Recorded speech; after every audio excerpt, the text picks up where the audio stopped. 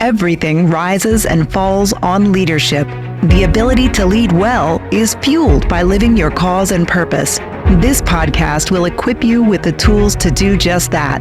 Live and lead with cause and purpose. And now, author of the book, The Anatomy of Leadership, and our host, Chris Comeaux. Hello and welcome. I'm so excited today. We actually have two guests. We have Sonya Dolan, who's the co-founder of Mettle Health, and Bridget Sumser, who's a director of counseling and programs. Welcome, ladies. It's so good to have both of you. Thank you so much for having us. Yeah, we're so stoked to be here. Yeah, whenever we're in the green room talking about like the idea of today, you guys did not know I was thinking about you. So Bridget and Dr. BJ Miller, who is the founder of Mettle Health, they did an incredible podcast with Dr. Peter Attia, who's a bit of a hero of mine. His book Outlive is great. I've actually given it as a gift to many people. And then I heard both you ladies on Meg Pekarsky's kind of farewell podcast and thought, I'm going to reach out to them. And here we are today. And any of you who've listened to those two amazing podcasts, hang out with us because this will be a slightly different take on the incredible work that they're both doing. But just before we jump in, ladies, I just want to introduce you to our listeners out there in the hospice and palliative care world. So let me introduce Bridget first. So Bridget Sumser, she's an LCSW. She became a social worker, helped people living with serious illness. And over the course of the last 10 years, she's worked across settings, providing support and companionship, patients, families, community members, and providers. Bridget received her MSW from NYU in 2012. She's been in private practice since 2019. She's worked in palliative and end-of-life care for over a decade, which informs who she is and how she shows up as a support and a helper in a myriad of ways. In addition to her clinical work, she's a writer and an educator. She's edited Palliative Care, a guide for health social workers, which was Oxford University Press in 2019. Her practice is rooted in commitment to social justice, understanding illness and caregiving within the context of unique life. Above all, she looks to promote connection and well-being. So again, it's so good to have you, Bridget. Thank you. And Sonya. So Sonya is the co-founder of Mettle Health. Her career in hospice and palliative care was shaped by the loss of her mother. In fact, it's a beautiful story. When she and I first met, she shared it with me and just saw that mutual passion for this work. This combined with her role as a caregiver profoundly shaped her professional path. After transitioning from event management to hospice administration, she worked closely with clinicians, patients, and families to deliver care and support. Her hospice work also introduced her to her co-founder, BJ Miller, in palliative care. Her extensive experience in caring for those navigating illness and death, coupled with her journey as a breast cancer survivor, has provided Sonya with a deep understanding of both the strengths and the limitations of the healthcare system.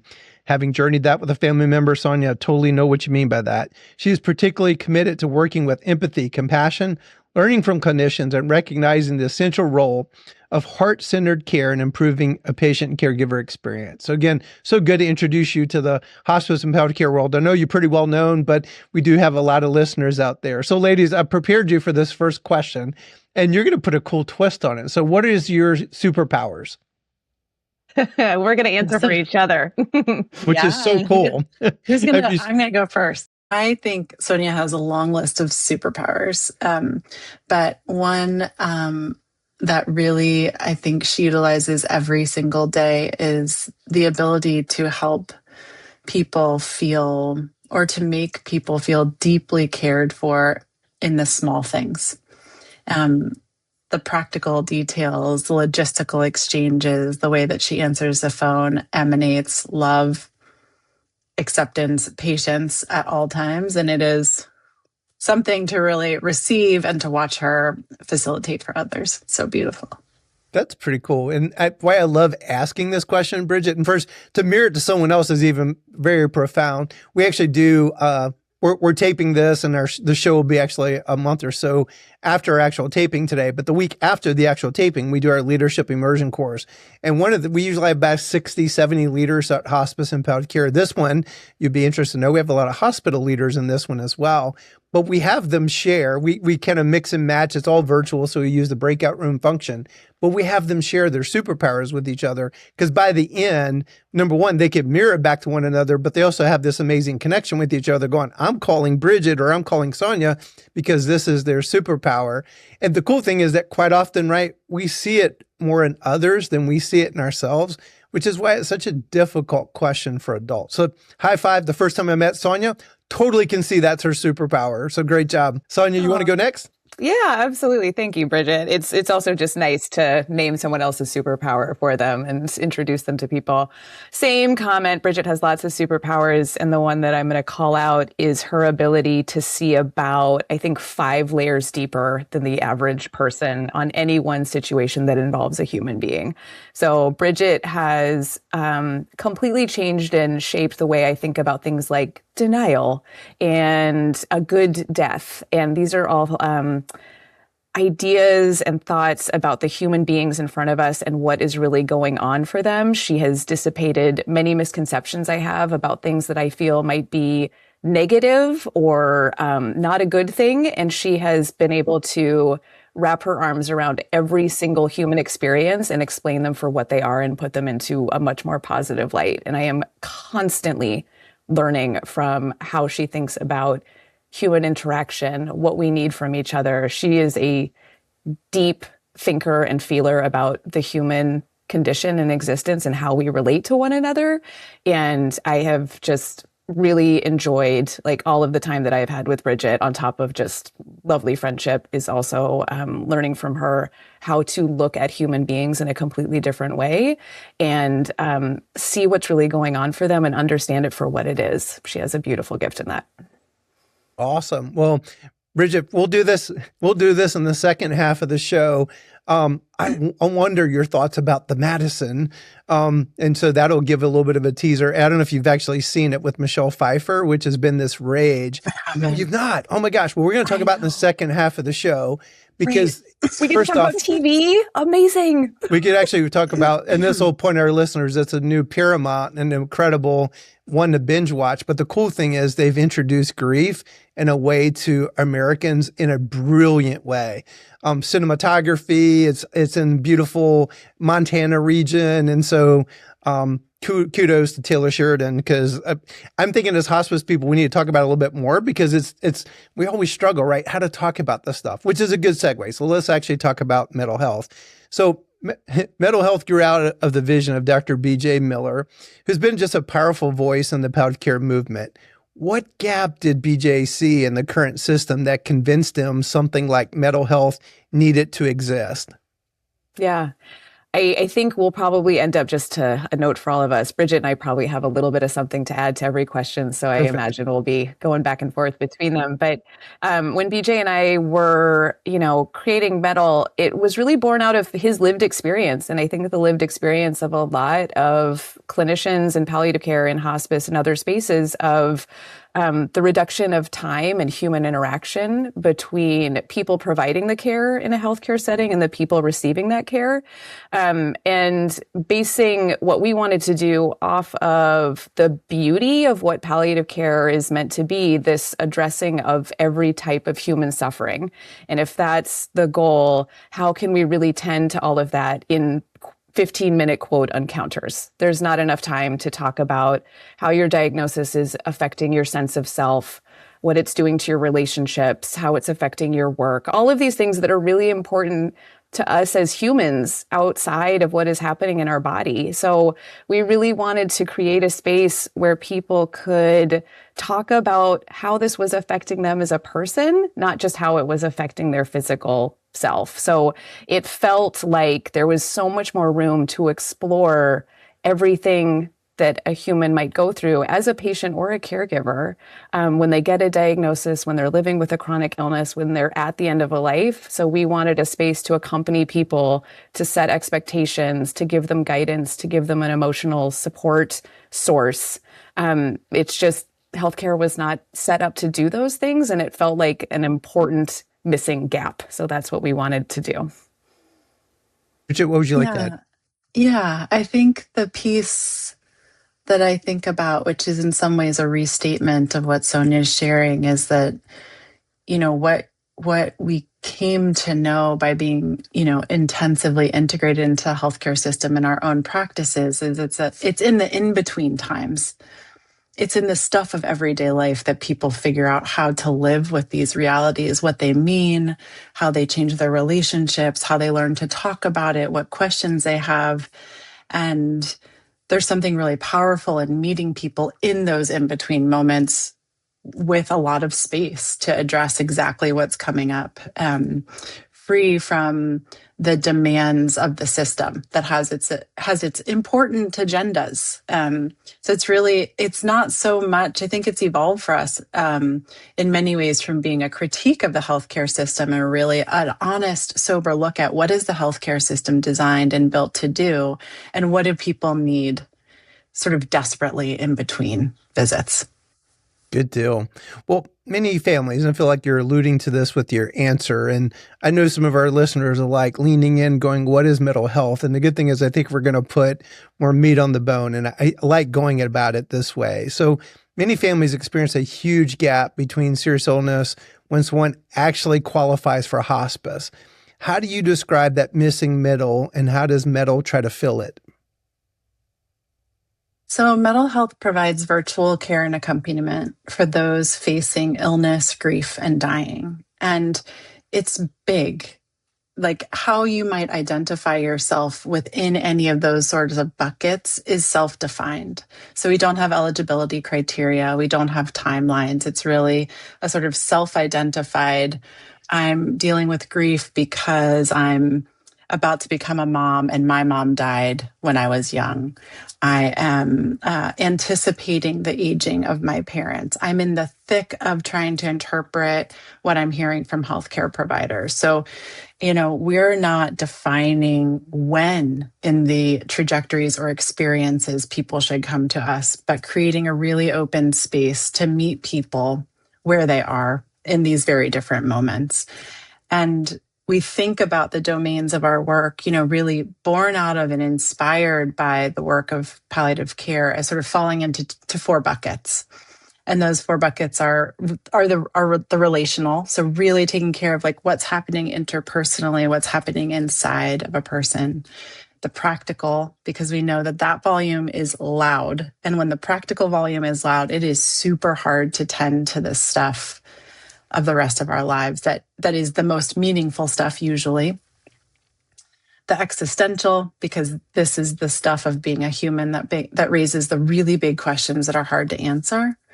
And then the aesthetic. How do we use our senses? How do we find respite in beauty? How do we find respite in the physical experience to really ground us in the moment? So we sort of think about illness, grief, and dying. We think about relational, practical, existential, aesthetic, and we're really open to meeting people exactly in their configuration of those circles. That's awesome. Sonya, do you want to add anything?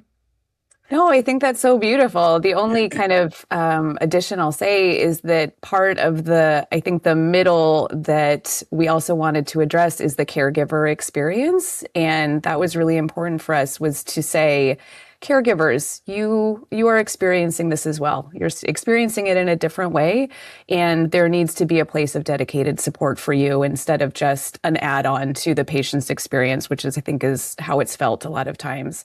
So that was something that we wanted to do as well, is say, caregivers, you don't need to bring the patient in to receive care. You can come, and your experience is valid as receiving care and support from us.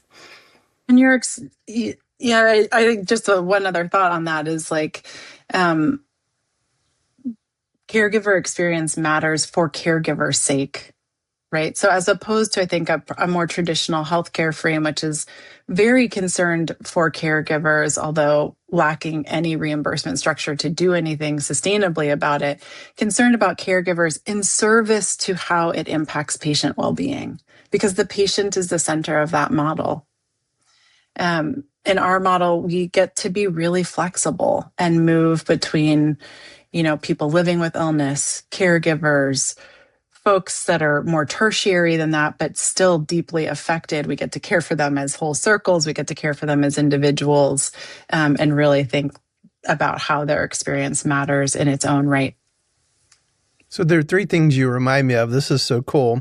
That's why I love doing these podcasts, because you just never quite know where these conversations are going to go if you just ask legitimate questions. But number one, I don't know if you know this, the 6-month prognosis for hospice, you would think, right? Evidence-based medicine, all these research studies. I actually have a paper, Tom Hoyer, the original, what was today we call CMS. they asked and said, where did that come from? And it's like, it was literally down to the 12th hour of the hospice benefit becoming a benefit. And they're like, wait a minute, we can't just leave this wide open. And so 6 months was literally kind of pulled out of the air. So that's where the 6 month, and you think about how that has spawned all these regulations and audits and challenges. Second thing is, so the longtime organization I was blessed to be the CEO of was Four Seasons in the Asheville, North Carolina area.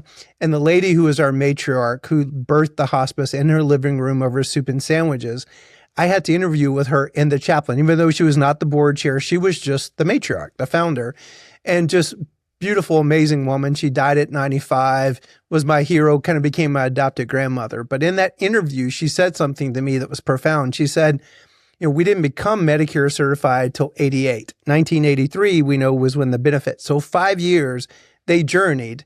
And my judgmental self was thinking, oh, that's so sad. They were too simplistic to go through the hoops to become Medicare certified. No, young man. We actually saw these broader needs, and we saw the hospice benefit would be good, but we also saw there were huge gaps in where this might go.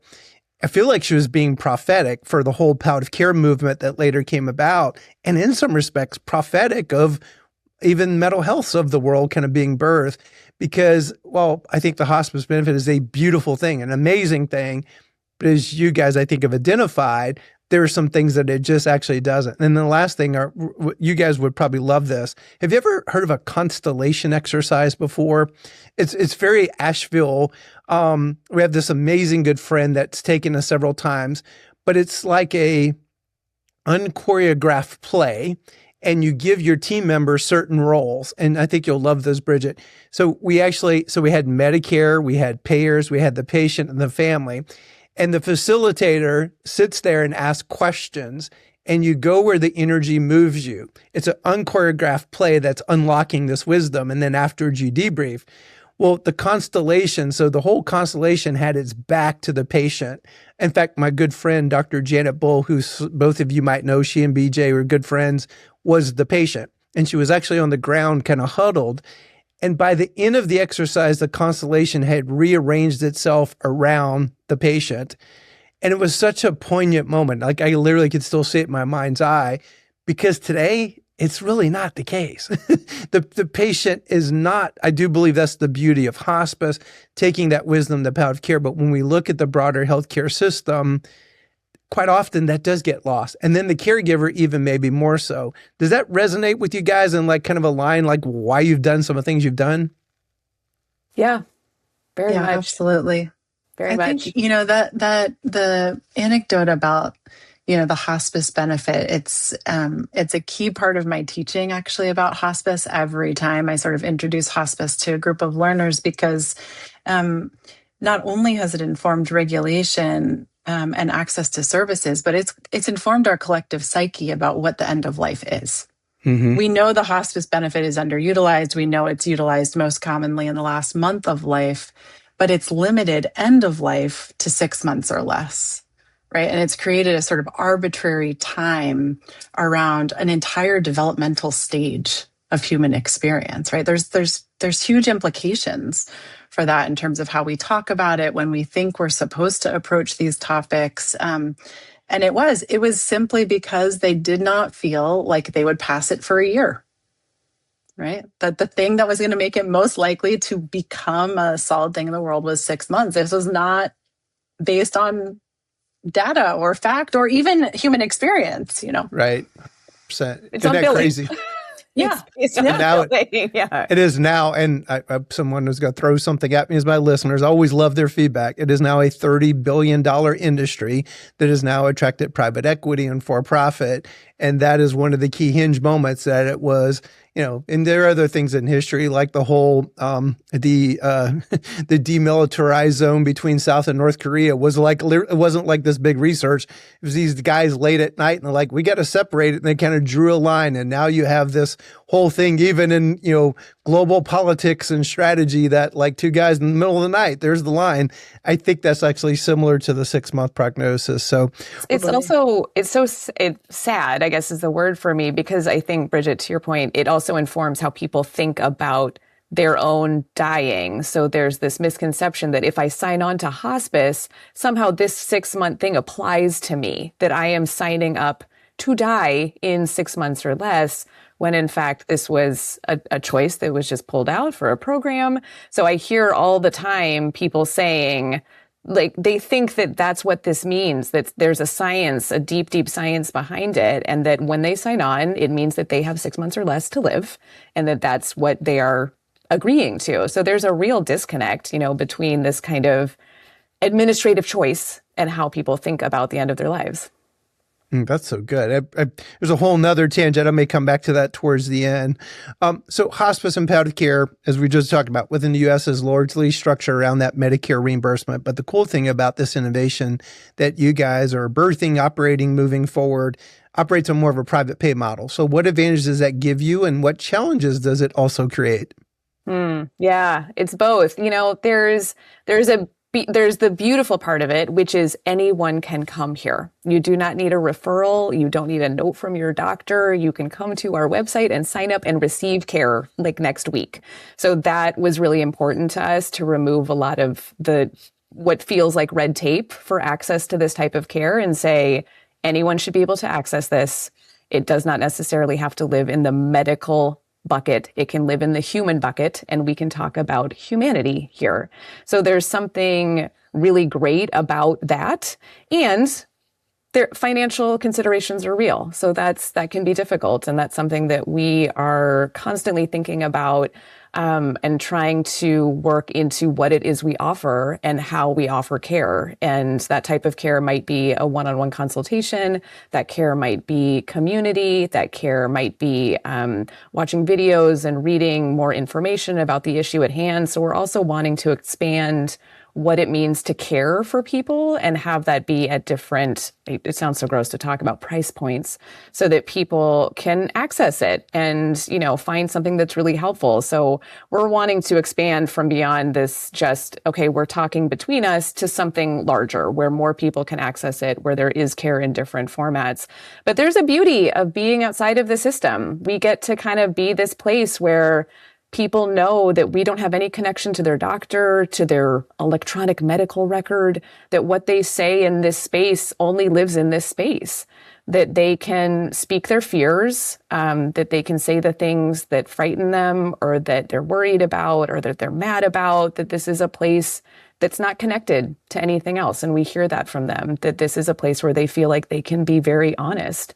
So that being outside of the healthcare system and not being part of reimbursement helps us access a space that I think is difficult to find in a lot of other spaces. Bridget, what would you add? Yeah, I think the piece that I would add is that all of our practitioners are medically fluent, meaning they've all spent a lot of time in the healthcare system, because what we know is so important in these spaces is reducing the burden on the folks coming to us for care to have to over-explain their circumstances, right? So coming into a room and knowing that someone's going to have a sense of what you're talking about when you share a specific diagnosis or intervention or your upcoming ostomy reversal, right? Like, not having to explain that is really essential to the space that we provide. So while we are separate and outside of the healthcare system and sort of freed from the requirements and expectations of that system, we're deeply linked to it, because I think we often are bridge building back to resources in the healthcare system, bridging understanding back and forth. And we're very open to collaboration across the system. And it's felt important to us to be much more like a community resource. Yeah. I didn't tell you I was going to ask this, but given both of your answers, and again, I love that we're doing this because I love the podcast with Meg, but I walked away with a lot of questions. I was like, I'm not sure I understand what Mettle is yet, but where's the name Mettle come from? Mettle Health. I figure there's a story there. Is there not?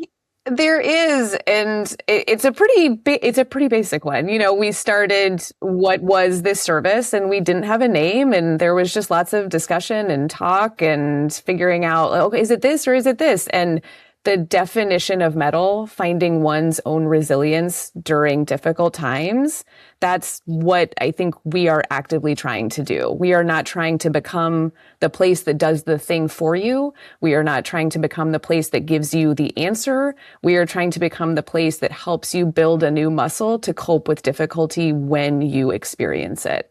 So our hope is that through any interaction with us, there's a new way of thinking formed, a different way of coping formed, a change in some capacity that hopefully will help you in this moment, but might also help you in a later moment. So any person who's coming to us now as a caregiver might come back to us years from now as a patient, but they have those skills built in them from that original experience. So that's really what we're trying to do, is say, this is within you. We're just going to help accompany you and bring that out. A lot of us don't have these coping skills. It's not part of what we've been taught or what we think about. This illness, this diagnosis is new to each person who receives it. It's a whole new experience for them. But for us, we've seen patterns, we've seen things that have happened. So we want to help take our information, our expertise, and provide it to them and say, put this up against what you're experiencing and help build this coping mechanism within you. And we hope that this will be helpful. And it's a nod to the fact that this is inherently hard. This is hard stuff. So it is important to build this capacity against the hard stuff. Not everything is going to be fixable or made better.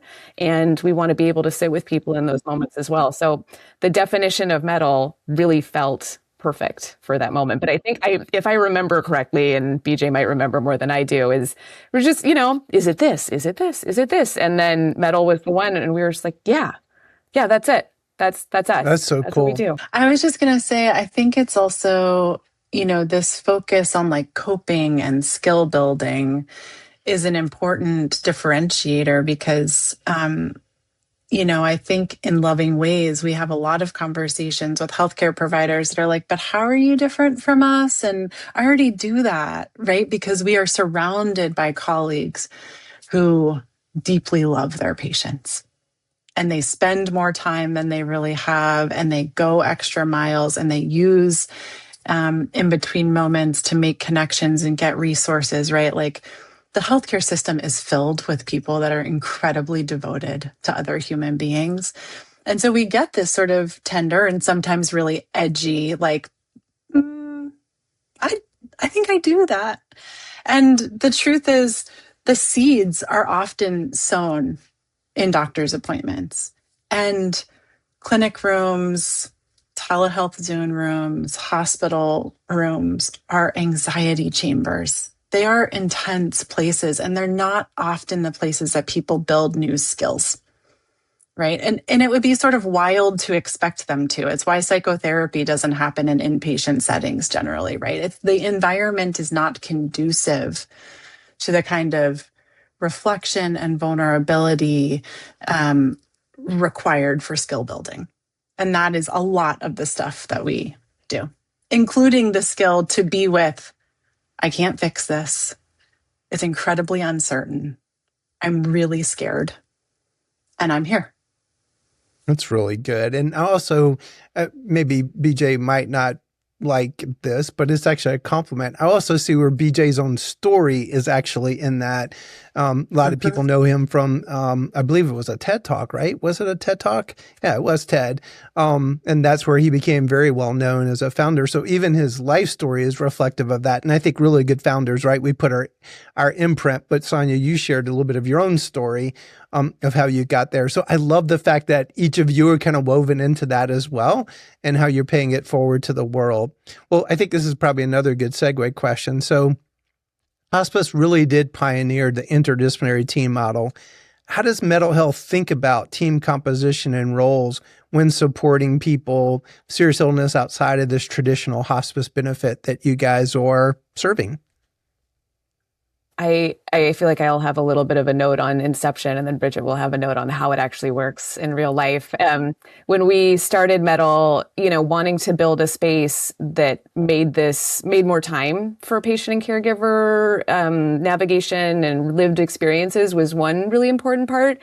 And the other really important part was recognizing that different disciplines all have important skill sets that they are adding to a patient and caregiver experience. So for us, we wanted to say a chaplain next to a doctor, next to a nurse, next to a social worker, next to an occupational therapist, next to an RN, that all of these things are equally, there is not a hierarchy here, that each one brings a different, unique set of skills and experiences and viewpoints to the person in front of them, and that we should recognize each of those as having value.